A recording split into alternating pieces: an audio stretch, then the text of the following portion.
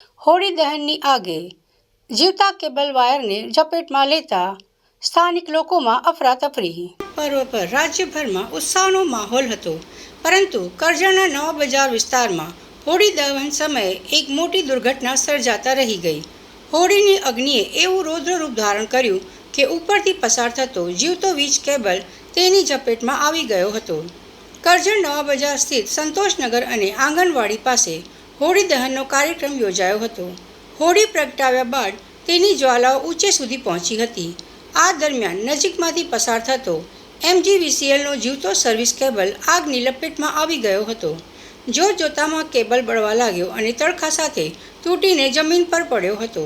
કેબલમાંથી વીજ કરંટના કારણે દિવાળીના ફટાકડા ફૂટતા હોય એવો અવાજ અને દ્રશ્યો સર્જાતા સ્થાનિકોમાં ભારે દોડધામ અને અફરાતફરી મચી ગઈ હતી।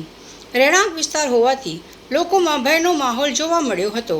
સ્થિતિની ગંભીરતા જોતા સ્થાનિકોએ તાત્કાલિક MGVCLને ટેલિફોનિક જાણ કરી હતી।